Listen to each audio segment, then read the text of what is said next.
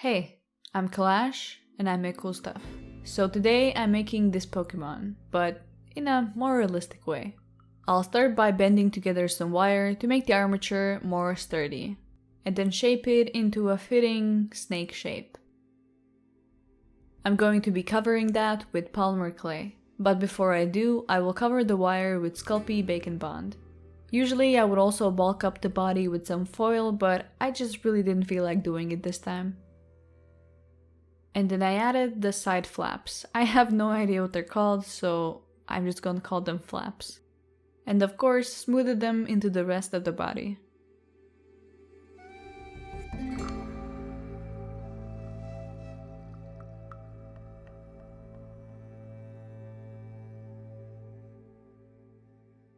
Then I drew in lines to make the underbelly.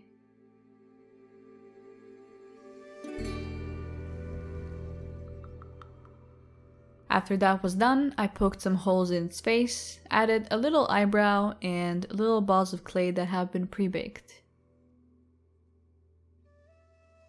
To get the scaly snake look, I will draw on a bunch of lines and squares on its face. And also draw on a bunch of scales on the rest of the body. I recently made a dragon with a lot of scales and I decided I don't really want to do that again for a while. So this time, while I am making scales, I'm not carving each individual scale and sculpting it. I'm just drawing them on super simple. This doesn't look as good, but it gets the job done. The front side of the flaps got textured with a little clay tool that just has a hole poked in it.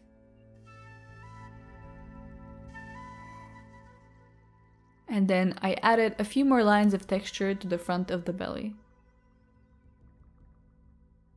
To melt away any little bits of clay and imperfections, I went over everything with isopropyl alcohol. Then lastly, I added in the tongue and teeth. I wanted to make the tongue longer, but I knew that I was going to break it before I'm even done with painting, so I just made it pretty short. I painted the whole snake purple and then went over everything with a lighter dry brush just to accent the scales and the belly.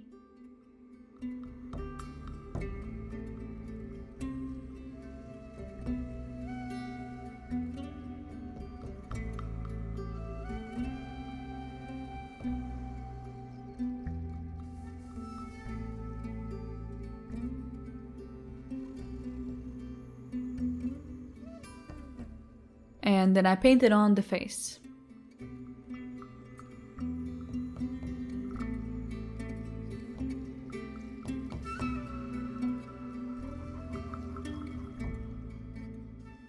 And he actually has another face on its hood. I just remembered, I'm pretty sure it's called a hood and not a flap. There are many different variations of the pattern, but I just picked one and went with it. I was pretty sure I'm gonna mess up here and we'll have to repaint the whole thing, but it actually turned out pretty nice.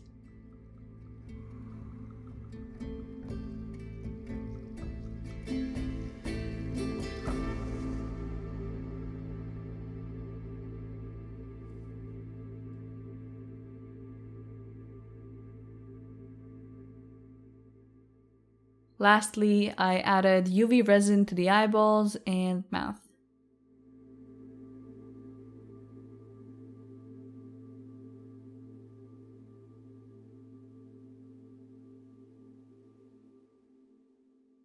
So in the wild, this Pokemon actually hunts smaller Pokemon, so I'm gonna make one. I am making a tiny Igglybuff. It would later evolve into a Jigglypuff, but I don't think this one is going to. At first, I considered making a base of just a bunch of Pokemon carcasses, but I thought maybe I shouldn't go that far and decided just to make a small alive Pokemon instead. And then I painted him in the appropriate colors. Technically, you already know the fate of this Pokemon, but you never know, he might get away.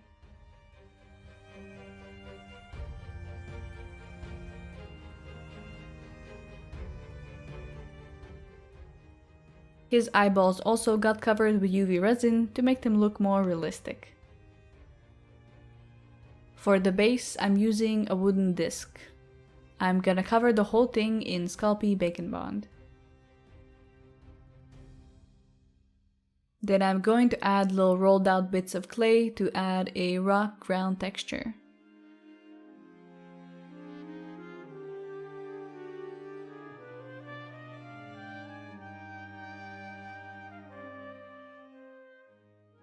And that gets poked with a rock to create some realistic rock texture. After baking, I covered all the little bits that are not supposed to be a rock with glue and covered them with sand.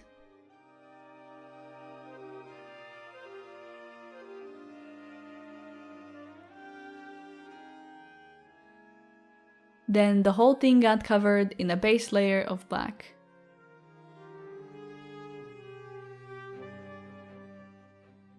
I went over all the sand bits with a brownish red. I realized at this moment that this could make a really cool lava base, but that doesn't make any sense, so I'm not gonna do that. I went over all the rocks with a darker gray, and then dry brushed on some lighter highlights.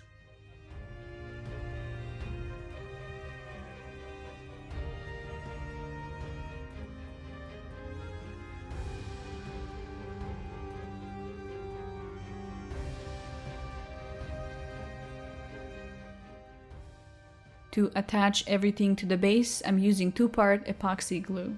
I used to use super glue, but recently I've been using this stuff. It is so strong and I love it.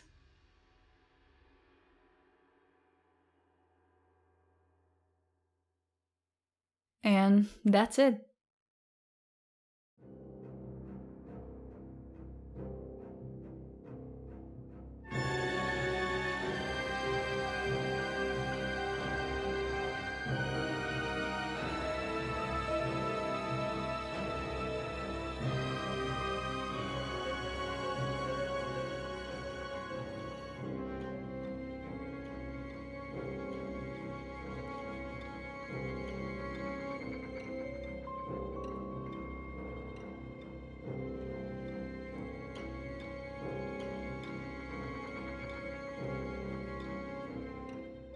Thank you to my patrons for their support, and thanks for watching. I'll see you next time. Bye!